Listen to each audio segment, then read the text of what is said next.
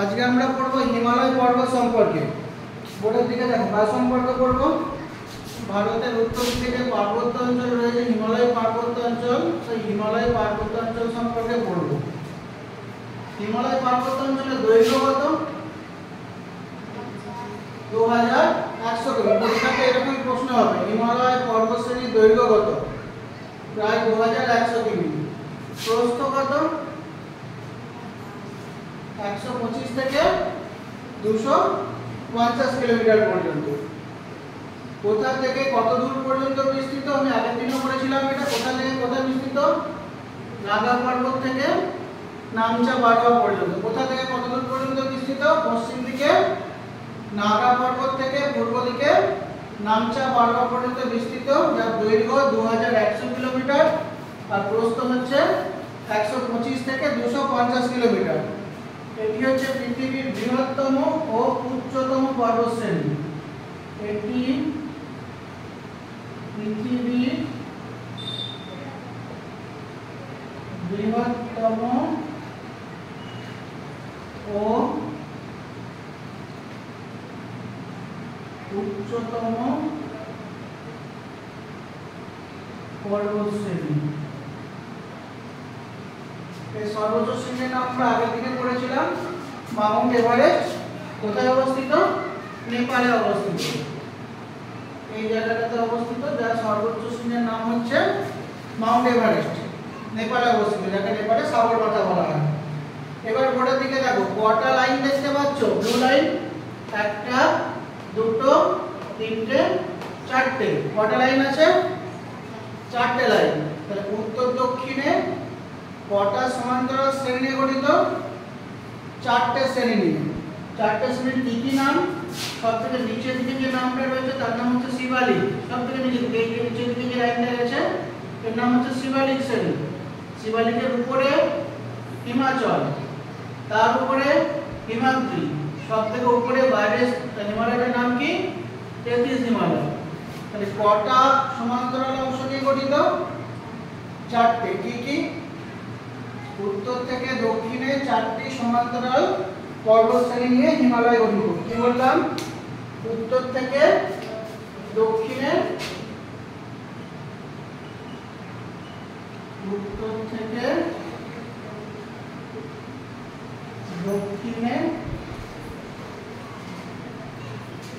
চারটি সমান্তরাল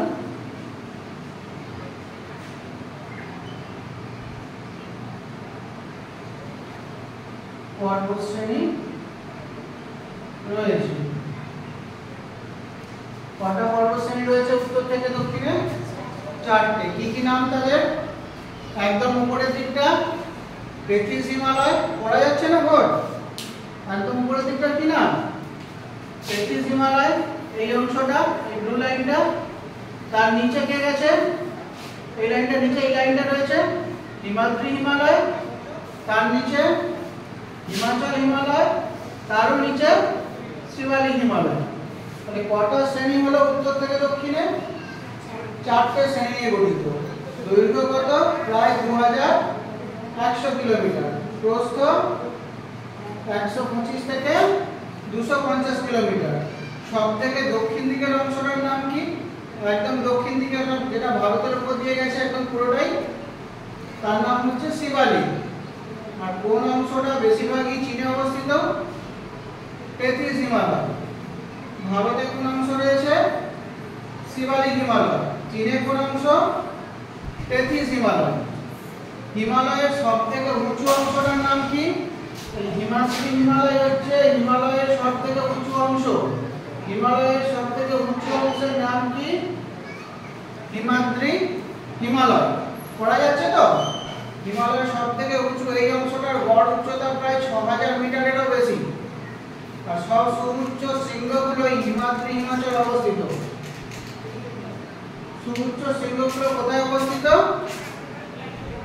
সবকটাই হিমাদ্রি হিমালয় অবস্থিত। এভারেস্ট হোক, তারপরে কাঞ্চনজঙ্ঘা বা আমাদের অন্নপূর্ণা, ধবলগিরি, সবকটাই হিমাদ্রি হিমালয় অবস্থিত। হিমাদ্রি হিমালয় সম্পর্কে আমি দুটো লাইন বললাম। এটা হিমালয়ের সবথেকে উঁচু অংশ, গড় উচ্চতা প্রায় ৬০০০ মিটারেরও বেশি। মাউন্ট এভারেস্ট এখানেই অবস্থিত এবং অন্যান্য উচ্চ শৃঙ্গগুলো সব হিমাদ্রি হিমালয়ে অবস্থিত। আর সবথেকে দক্ষিণে রয়েছে শিবালিক হিমালয়, আর একেবারে উত্তর অংশের নাম হচ্ছে টেথিস হিমালয়, যেটা তিব্বতে রয়েছে। শিবালিক হিমালয় ওই ১০০০ থেকে ১৫০০ মিটার উঁচু।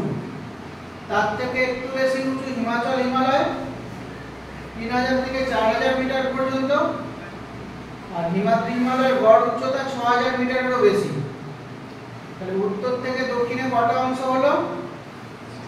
৪টে অংশ। কি কি ৪টে অংশ? টেথিস হিমালয়, হিমাচল হিমালয়, হিমাদ্রি হিমালয় আর শিবালিক হিমালয়, তাই তো? উত্তর থেকে দক্ষিণে সারি সারি যদি বলি তাহলে টেথিস হিমালয়, হিমাদ্রি হিমালয়, হিমাচল হিমালয় আর শিবালিক হিমালয়। সবথেকে উঁচু কোন শ্রেণীটা? হিমাদ্রি হিমালয়। একেবারে দক্ষিণ দিকে কোনটা আছে, অর্থাৎ নিচের দিকে কোনটা রয়েছে? শিবালিক হিমালয়। আর একেবারে উত্তর দিকে কোনটা রয়েছে? টেথিস হিমালয়। বোঝা গেছে? এটা হলো উত্তর থেকে দক্ষিণে ৪টে শ্রেণী। এবার দেখো পূর্ব থেকে পশ্চিমে, এখানেও ৪টে ভাগ। ভালো করে বোর্ডের দিকে নজর দাও। এখানে ৪টে ভাগ কি কি? দেখো এই একটা অংশ, এই একটা অংশ, এইটা একটা, আর এইটা একটা। কটা ভাগ পেলাম? এখানেও ৪টে। কোথা থেকে কোথা পর্যন্ত? নাগা পর্বত থেকে শতদ্রু নদী পর্যন্ত। এই শতদ্রু নদী গেছে এর আগে পর্যন্ত এই অংশ, এটার নাম কাশ্মীর হিমালয় বা পাঞ্জাব হিমালয়। এই অংশটার নাম কি বললাম? কাশ্মীর হিমালয়। কোনখান থেকে কোনখান পর্যন্ত কাশ্মীর হিমালয়?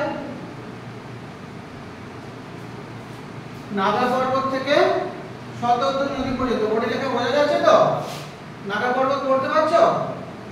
একদম দেখো উপরের দিকে আছে নাগা পর্বত। নাগা পর্বত থেকে শুরু হচ্ছে, তো এখান থেকে শুরু হচ্ছে, এই যে শতদ্রু নদী যাচ্ছে, মাঝের যে পর্বতশ্রেণীটা রয়েছে সেটাকে বলা হয় কাশ্মীর হিমালয়।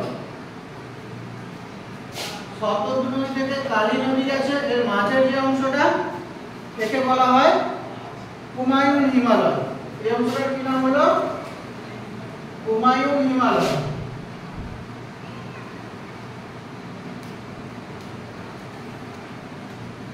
হুমায়ুন হিমালয়।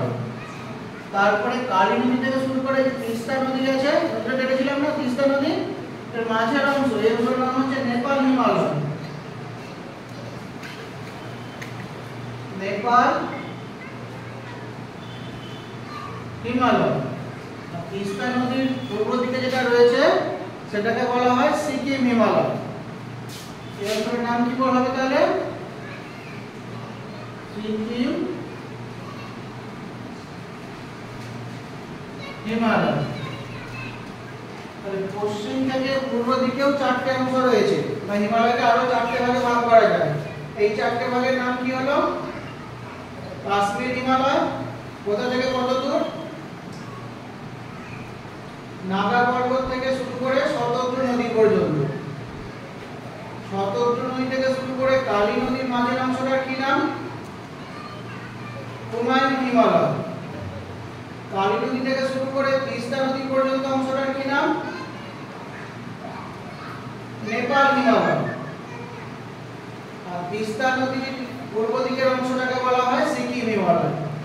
তাহলে পূর্ব পশ্চিমে হিমালয়কে ৪টে ভাগে ভাগ করা যায়। যেমন উত্তর দক্ষিণে ৪টে ভাগে ভাগ করা গিয়েছিল, ঠিক তেমনি পূর্ব পশ্চিমেও ৪টে ভাগে ভাগ করা হয়। আমাদের কাশ্মীর উপত্যকা এই কাশ্মীর হিমালয়ে অবস্থিত। এখানে আবার দুটো ছোট ছোট শ্রেণী আছে, একটা হচ্ছে লাদাখ শ্রেণী আর একটা হচ্ছে জাসকর শ্রেণী। এই লাদাখ আর জাসকর শ্রেণীর মধ্যবর্তী স্থানে রয়েছে কাশ্মীর উপত্যকা, যাকে বলা হয় ভূস্বর্গ। তাহলে আমরা ভূস্বর্গ বলে কাকে চিনি? ভূস্বর্গ কাকে বলবো?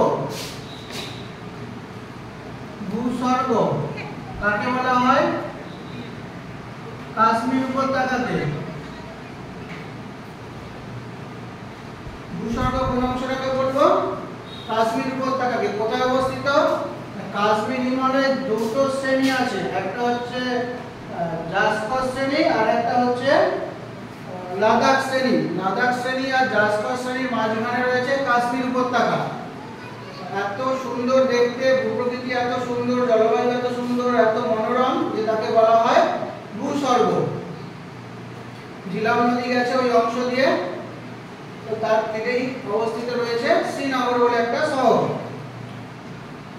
তারপরে কুমায়ুন হিমালয়। আচ্ছা, কাশ্মীর হিমালয় বা পাঞ্জাব হিমালয় হচ্ছে হিমালয়ের সবথেকে চওড়াতম অংশ, অর্থাৎ এই অংশটাই সবথেকে বেশি চওড়া, এই জায়গাটাই সবথেকে বেশি চওড়া, প্রায় 250 কিলোমিটারের মতো।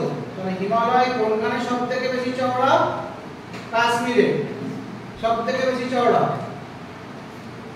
তারপরে কুমায়ুন হিমালয় শতদ্রু নদী থেকে কালী নদীর মধ্যবর্তী অংশকে বলা হচ্ছে কুমায়ুন হিমালয়।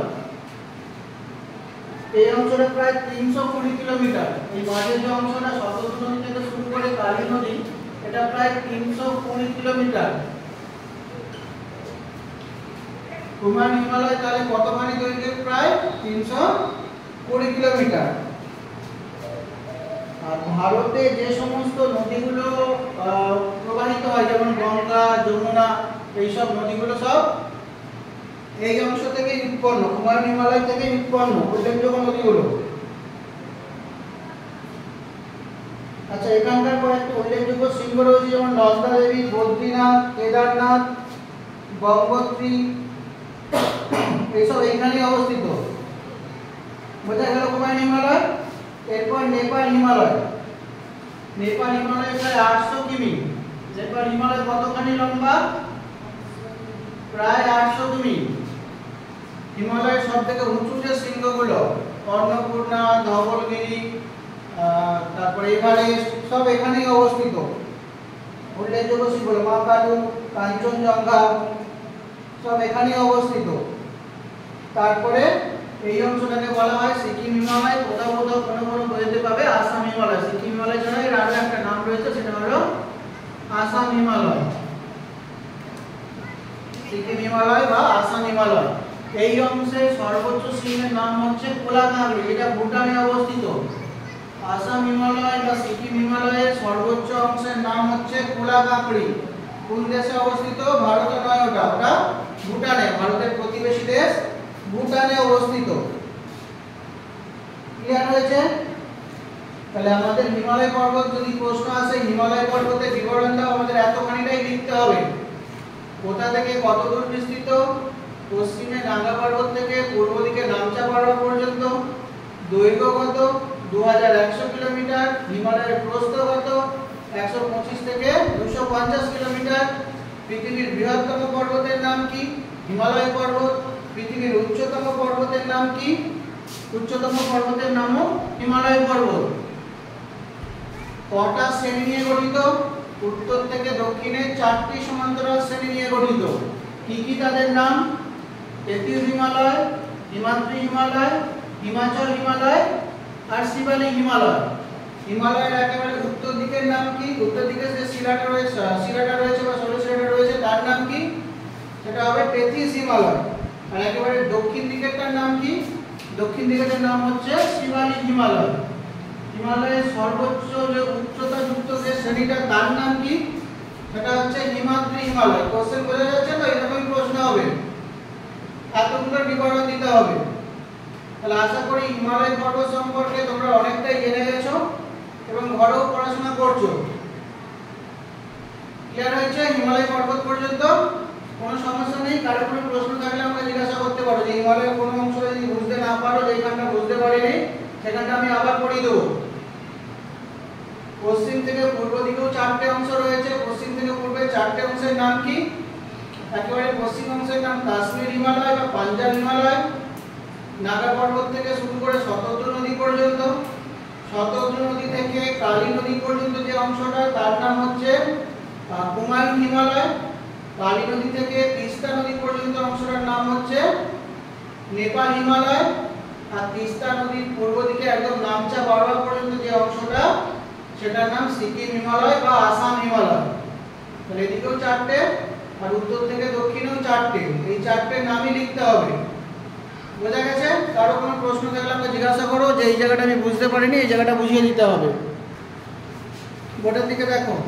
এবার আমরা পড়ব পূর্বাঞ্চল সম্পর্কে। কি সম্পর্কে পড়ব এবার? পূর্বাঞ্চল সম্পর্কে।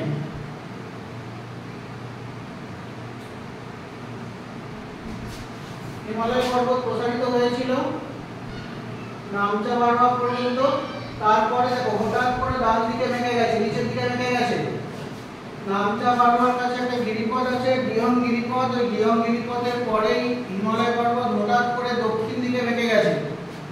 ওখানে তিনটে পর্বত শ্রেণী রয়েছে, উপর থেকে নিচের দিকে, অর্থাৎ উত্তর থেকে দক্ষিণে সাজিয়ে বললে পরপর আসবে নাগা, পাটকই আর লুসাই। এই তিনটে পর্বত মিলে মায়ানমারের সঙ্গে ভারতের বর্ডার তৈরি করেছে, সীমারেখায় অবস্থিত। তারপরে মায়ানমারে প্রবেশ করে গেছে। যখন মায়ানমারে প্রবেশ করেছে এরই নাম হয়ে গেছে আরাকান ইয়মা। একই পর্বত যখন মায়ানমারে প্রবেশ করেছে তার নাম হচ্ছে আরাকান ইয়মা। আর ভারতে রয়েছে নাগা, পাটকই আর লুসাই। বোঝা গেল? ওই তিনটে পর্বত ভারত এবং বাংলাদেশের সীমানায় অবস্থিত। এখানে নাগা পর্বতে একটা গুরুত্বপূর্ণ গিরিপথ আছে, তার নাম হচ্ছে দিফু গিরিপথ। এই দিফু গিরিপথ দিয়ে ভারতের সাথে মায়ানমারে যাওয়ার সংযোগ রক্ষা করা হয়েছে, কারণ পর্বত পেরিয়ে তো যেতে হবে। এখানে একটা গিরিপথ রয়েছে যার নাম হচ্ছে দিফু গিরিপথ। আর এখানে রয়েছে মেঘালয় মালভূমি। মেঘালয় মালভূমিতে তিনটে পর্বত আছে। পশ্চিম থেকে পূর্ব দিকে পরপর সাজালে পর্বত তিনটের নাম কি কি পাবো? একটা হচ্ছে গারো পর্বত, একটা খাসিয়া পর্বত আর একটা জয়ন্তীয় পর্বত বা জয়ন্তিয়া পর্বত। গারো, খাসিয়া, জয়ন্তিয়া তিনটেই পর্বত রয়েছে, তিনটে মিলে হচ্ছে মেঘালয় মালভূমি। মানে মেঘালয় মালভূমি আশা করি কেউ যদি তোমাদের পরের দিন বলে কোথায় রয়েছে ভারতের মানচিত্রে মেঘালয় মালভূমি আমাকে দেখাও, আমি নিশ্চিত তোমরা দেখাতে পারবে। নাগা পর্বত মানচিত্র তো দেখাতে পারবে, লুসাইটাও দেখাতে পারবে, গারো, খাসি, জয়ন্তিয়া তিনটেই দেখাতে পারবে।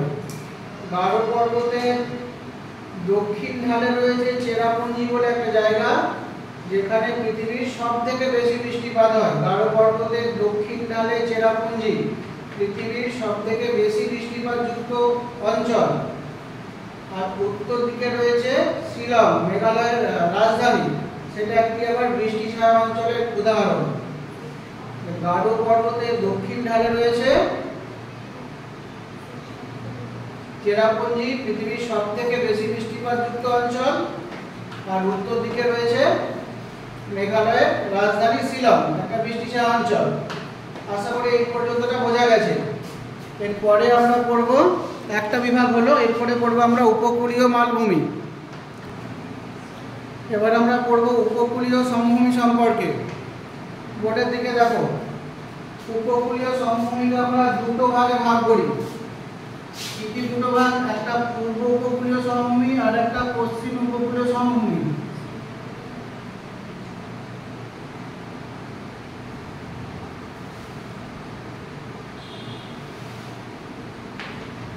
পূর্ব উপকূলীয় সমভূমি অর্থাৎ বঙ্গোপসাগরের উপকূল বরাবর সমভূমি, আর এদিকটা আরব সাগরের উপকূলকে বলা হয় পশ্চিম উপকূলীয় সমভূমি।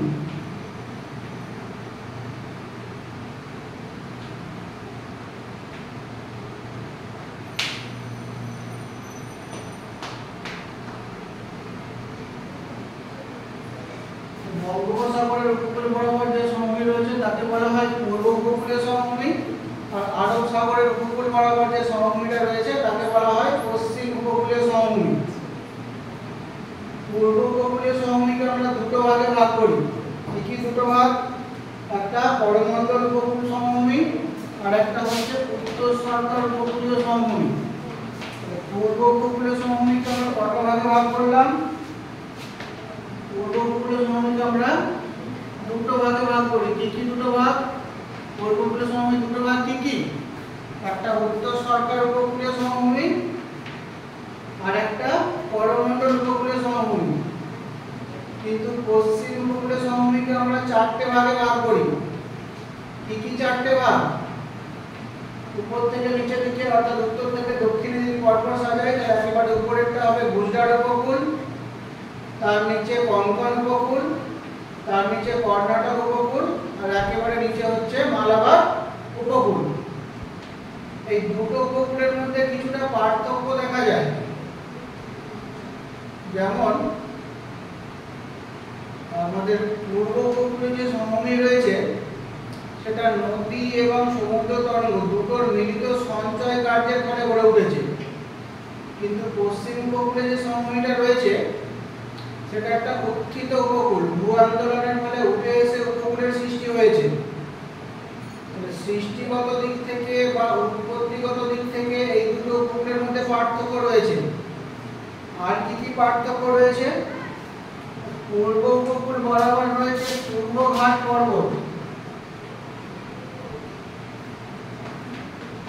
এই পর্বতটার নাম হচ্ছে পূর্বঘাট পর্বত। আর এই দিকের উপকূল বরাবর যে পর্বতটা রয়েছে তার নাম হচ্ছে পশ্চিমঘাট পর্বত।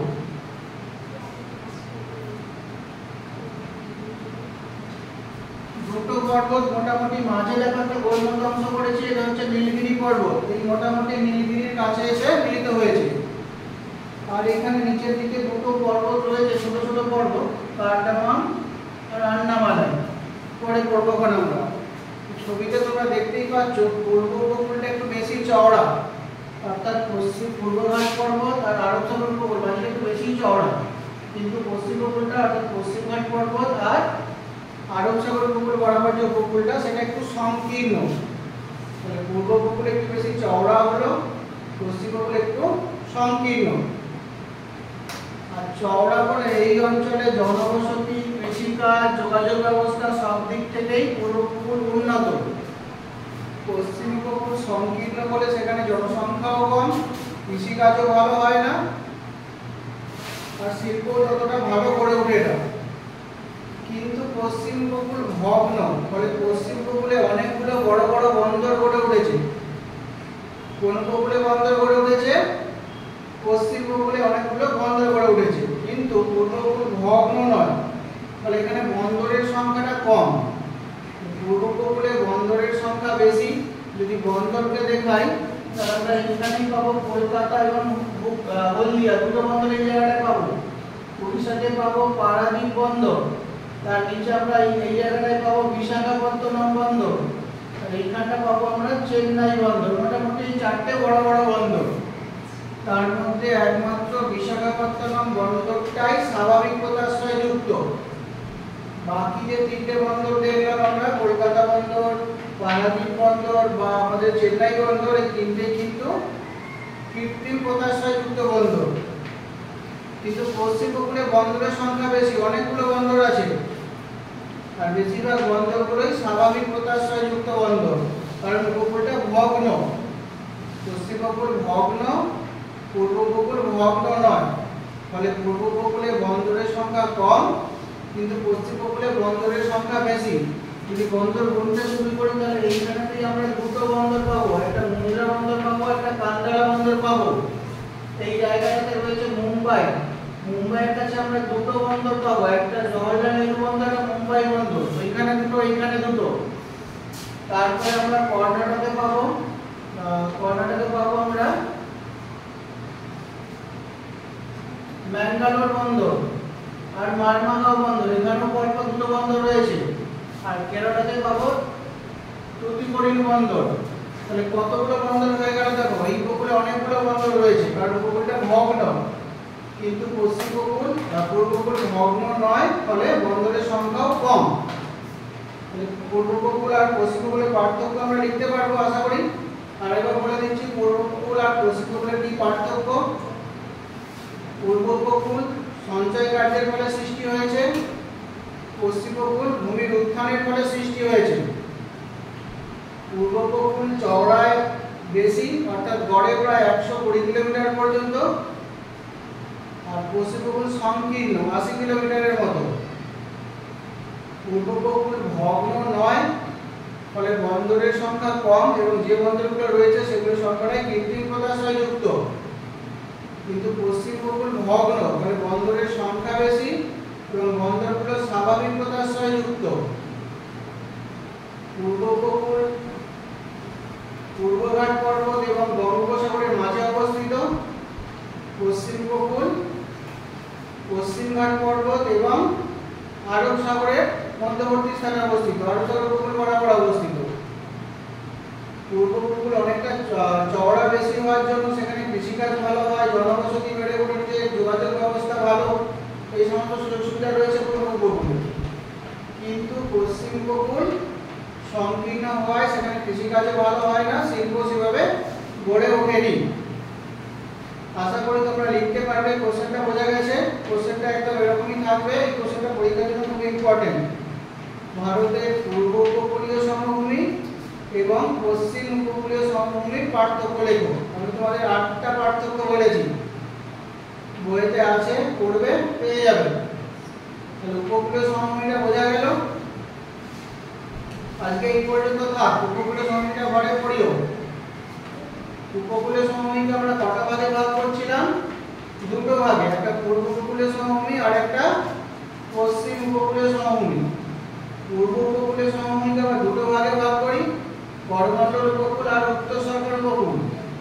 কিন্তু পশ্চিম উপকূলীয় সমভূমিকে 4টে ভাগে ভাগ করা হয়, একটা গুজরাট উপকূল, কোঙ্কণ উপকূল, কর্ণাটক উপকূল এবং মালাবার উপকূল। বোঝা গেল? আর পশ্চিম উপকূলে, বিশেষ করে মালাবার উপকূলে অসংখ্য লেগুন দেখা যায়। লেগুন হচ্ছে উপহ্রদ, এমন একটা হ্রদ যার একদিক মাত্র স্থলভাগ দিয়ে ঘেরা, 3 দিক জলভাগ রয়েছে। বোঝা গেল? 3 দিক স্থলভাগ দিয়ে ঘেরা, সে হচ্ছে উপহ্রদ।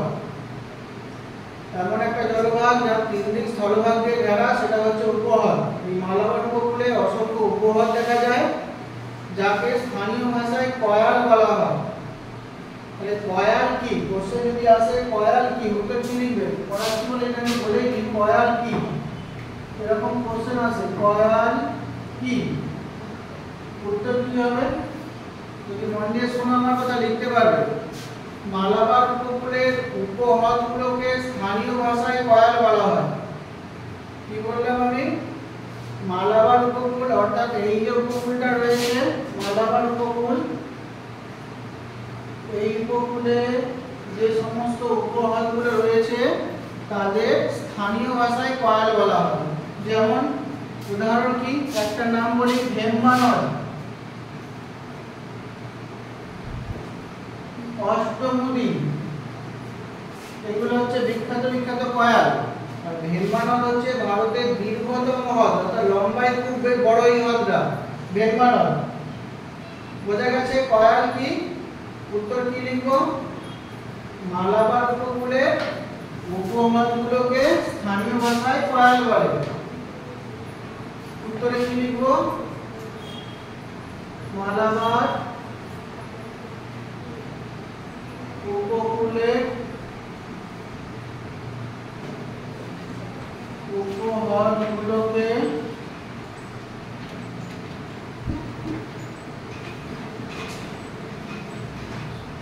স্থানীয় ভাষায়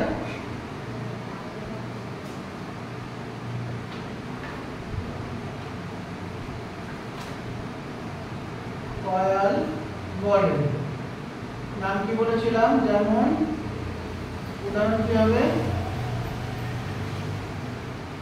ভেম্বানদ, অষ্টমুদি ইত্যাদি। আশা করি তোমরা লিখতে পারবে। পরীক্ষায় যদি কোশ্চেন আসে কয়াল কি, এই উত্তরটা লিখিও। এবার উপকূলের দৈর্ঘ্যের দিকে নজর দাও। ভারতের সবথেকে বেশি লম্বা বা উপকূলরেখার দৈর্ঘ্য সবথেকে বেশি গুজরাট রাজ্যে। ভারতের কোশ্চেন এটা এসেছিল 2-3 বছর আগে, বলা হয়েছে চাকরি পরীক্ষার কোশ্চেন। ভারতের কোন উপকূলের দৈর্ঘ্য সবথেকে বেশি? সবথেকে বেশি হচ্ছে গুজরাট উপকূল। ভারতের মোট উপকূল রেখার দৈর্ঘ্য মোটামুটি ভাবে 6500 কিলোমিটার। তার মধ্যে যদি আমরা দ্বীপপুঞ্জের উপকূলগুলোকে বাদ দিই, তাহলে মোটামুটি ভাবে তোমার 5000 কিলোমিটারের মতো কাছাকাছি দাঁড়ায় উপকূলীয় সমভূমির দৈর্ঘ্য। এই উপকূলীয় সমভূমির মধ্যে সবথেকে বেশি উপকূল রেখা রয়েছে গুজরাট রাজ্যে, প্রায় 1200 কিলোমিটার। গুজরাট উপকূলীয় সমভূমির দৈর্ঘ্য প্রায় 1200 কিমি, যা মোট উপকূলীয় সমভূমি প্রায় 24%। কোন রাজ্যে ভারতের উপকূলের দৈর্ঘ্য সবথেকে বেশি? কোশ্চেনটা বোঝা গেছে? কোন রাজ্যে উপকূলীয় সমভূমির দৈর্ঘ্য সব থেকে বেশি, কোন রাজ্যের উপকূলের দৈর্ঘ্য সব থেকে বেশি? একই রকমই কোশ্চেন, উত্তর হবে গুজরাট। এখানে যে রাজ্যটা অবস্থিত আগের দিন ম্যাপের মধ্যে দেখতে বলেছিলাম, আশা করি তোমরা জানো, ম্যাপ দেখেছো এবং সহজেই আমার কথা বুঝতে পারছো। এই জায়গাটা হচ্ছে গুজরাট। এই গুজরাটের উপকূলের দৈর্ঘ্য সব থেকে বেশি 1200 কিলোমিটার মতো, যা ভারতের মোট উপকূলের সমভূমির প্রায় 24%। বোঝা গেল? এখান থেকে মোটামুটি এই কোশ্চেনগুলোই আসে, একটু মন দিয়ে পড়িও। উপকূলের সমভূমি আরেকবার রিভিশন করিয়ে দিই। উপকূলীয় সমভূমিকে আমরা দুটো ভাগে ভাগ করলাম, একটা হচ্ছে পূর্ব উপকূলীয় সমভূমি, এটা বঙ্গোপসাগর এবং পূর্বঘাট পর্বত। কি পর্বত ছিল এটা? পূর্বঘাট পর্বত। আর এদিকটা ছিল বঙ্গোপসাগর, জলভাগটা রয়েছে, আমি আগের মধ্যে বলেছিলাম, এদিকে জলভাগটা রয়েছে, তার নাম কি ছিল? বঙ্গোপসাগর।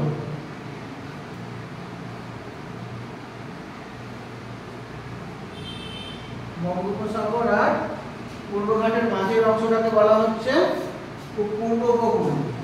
আর এদিকে যে লাল লাইনটা যেটা দেখেছি তার নাম হচ্ছে পশ্চিম ঘাট পর্বত। এই পর্বতের নাম পশ্চিম ঘাট।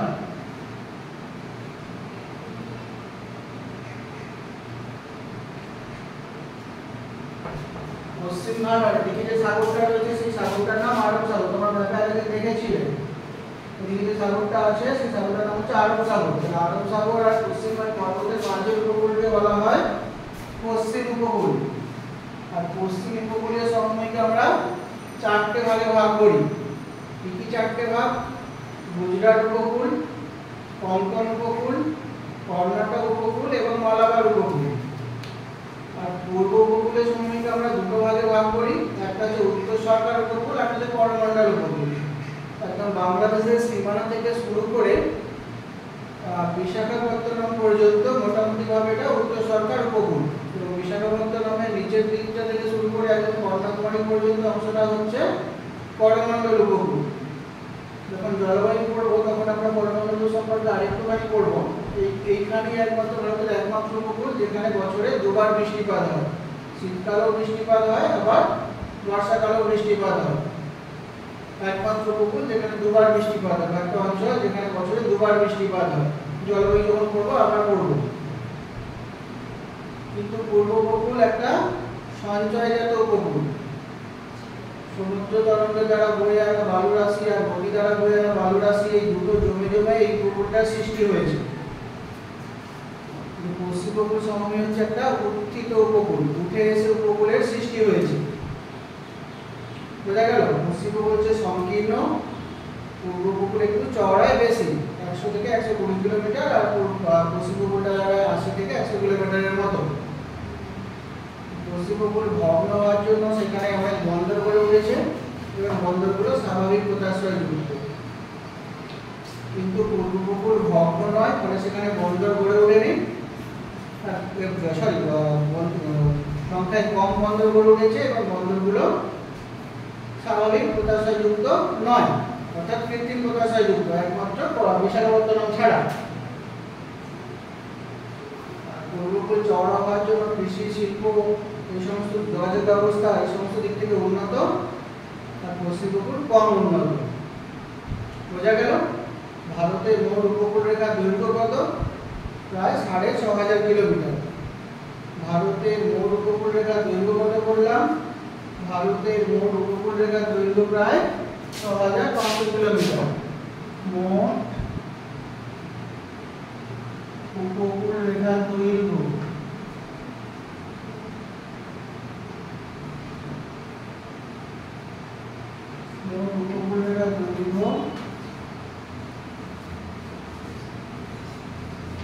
প্রায় 6500 কিমি। ভারতের মোট উপকূল রেখার দৈর্ঘ্য প্রায় 6500 কিলোমিটার। তার মধ্যে 1200 কিলোমিটার গুজরাটে অবস্থিত, প্রায় 24%। বোঝা গেল? কোন রাজ্যে উপকূল রেখার দৈর্ঘ্য সব থেকে বেশি? গুজরাটে। আর মালাবার উপকূলে যে সমস্ত উপহ্রদ দেখা যায় সেগুলোকে স্থানীয় ভাষায় পায়াল বলা হয়। উপহ্রদ অর্থাৎ তিন দিক স্থলভাগ দিয়ে ঘেরা, এগুলো হচ্ছে উপহ্রদ। এই পর্যন্ত থাক আজকের পড়া। পরের দিন আমরা মধ্যভাগের যে মালভূমি অঞ্চল রয়েছে বা আমাদের উপদ্বীপীয় মালভূমি অঞ্চল এবং সঙ্গে থর মরুভূমি, এই দুটোকে কমপ্লিট করব।